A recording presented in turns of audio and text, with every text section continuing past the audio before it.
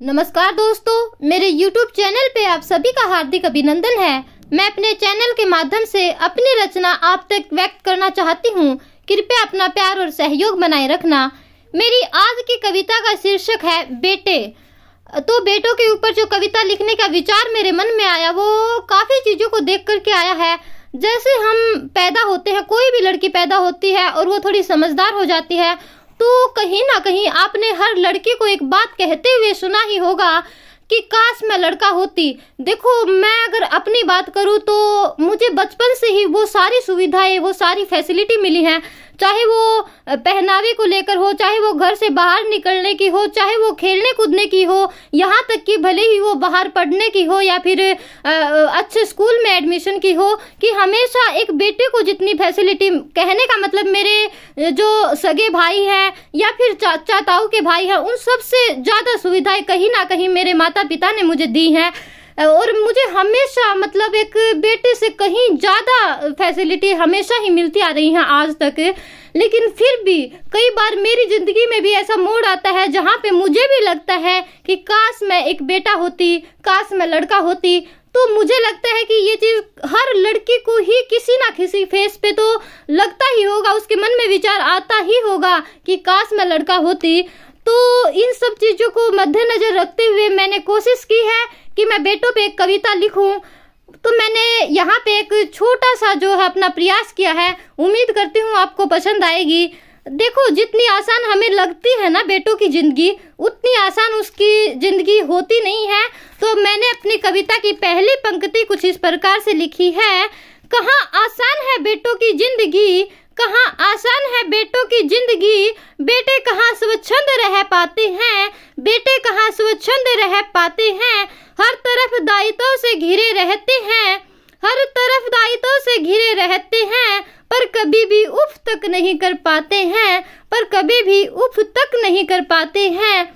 अपने परिवार की सारी जिम्मेदारियां, अपने माता पिता की सारी जिम्मेदारियां और यहाँ तक कि अपने बहन की भी जिम्मेदारियां एक बेटे पे होती हैं, एक भाई पे होती हैं। और इतना ही नहीं, एक बहन की जिम्मेदारी सिर्फ तब तक नहीं होती जब तक उसकी शादी ना हो जाए, बल्कि उसकी शादी के बाद तो जो एक बहन होती है उसके ससुराल वालों तक की जिम्मेदारी भी एक बेटा उठाता है। तो मैंने अपनी कविता की दूसरी पंक्ति कुछ इस प्रकार से लिखी है। घर परिवार और माँ बाप की जिम्मेदारी, घर परिवार और माँ बाप की जिम्मेदारी, बहन की जिम्मेदारी भी उठाते हैं, बहन की जिम्मेदारी भी उठाते हैं। बेटे तो आखिर बेटे हैं यारो, बेटे तो आखिर बेटे हैं यारो, ये अपनी टीस भला किसे बताते हैं, ये अपनी टीस भला किसे बताते हैं। कमाने से लेकर बच्चों को पढ़ाना, बचत करना, बच्चों की शादी करना, कमाने और परिवार के चक्कर में खाने तक का समय ना मिल पाना, ये होती है एक बेटे की जिंदगी।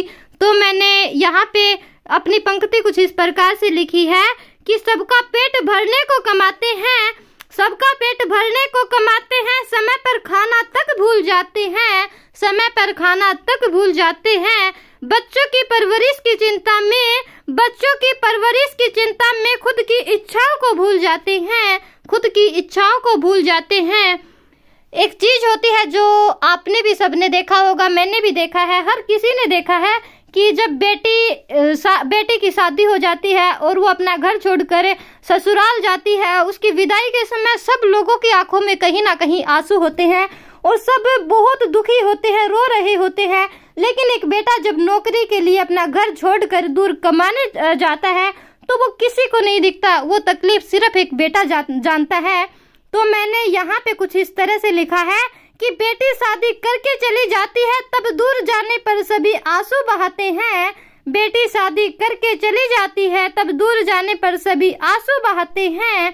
पर बेटा कमाने बाहर जाता है, पर बेटा कमाने बाहर जाता है तब उस जुदाई को सब क्यों भूल जाते हैं, तब उस जुदाई को सब क्यों भूल जाते हैं। जो एक बेटा होता है उसकी जब शादी हो जाती है तो माँ बाप को लगता है कि अब वो बदल गया है, अब वो हमारा नहीं रहा, वो अपनी पत्नी और बच्चों का हो गया। और पत्नी और बच्चों को लगता है कि बाकी जो पति है या फिर जो पापा हैं वो अपने बच्चों को, अपनी पत्नी को बाहर घुमाने ले जाते हैं, उन्हें हर चीज़ एंजॉय करवाते हैं। लेकिन हमारे पापा, हमारे पति हमारे लिए कुछ नहीं करते और एक जो बेटा होता है उसकी जो महीने की तनख्वाह होती है वो उस तनख्वाह से हिसाब लगाता रहता है कि इतने पैसे माँ बाप को दे दूंगा, इतने पत्नी को दे दूंगा, इतने में बच्चों को यहाँ घुमाने ले जाऊंगा या फिर ये खरीद के लाऊंगा। और जो वो कमाई का हिसाब लगाता है तो अंत में वो देखता है कि उसके खुद के लिए तो कुछ बचा ही नहीं। तो बहुत मुश्किल से मैंने अपनी कविता की अंतिम पंक्ति कुछ इस प्रकार से लिखने की कोशिश की है कि शादी के बाद बेटे खूब पिसते हैं, शादी के बाद बेटे खूब पिसते हैं, कभी बीवी के ताने घायल कर जाते हैं। शादी के बाद बेटे खूब पिसते हैं, कभी बीवी के ताने घायल कर जाते हैं। माँ बाप की नहीं सुने तब भी बेचारे चक्की में पिसते जाते हैं, माँ बाप की नहीं सुने तब भी बेचारे चक्की में पिस जाते हैं। कहाँ आसान है बेटों की जिंदगी, कहाँ आसान है बेटों की जिंदगी, बेटे कहाँ स्वच्छंद रह पाते हैं। हर तरफ दायित्व से घिरे रहते हैं पर कभी भी उफ तक नहीं कर पाते हैं, पर कभी भी उफ तक नहीं कर पाते हैं। धन्यवाद दोस्तों। अगर आपको मेरी कविता अच्छी लगी हो तो कृपया करके लाइक करें, कमेंट करें और मेरी कविता को शेयर करें और मेरे चैनल को सब्सक्राइब करें। धन्यवाद।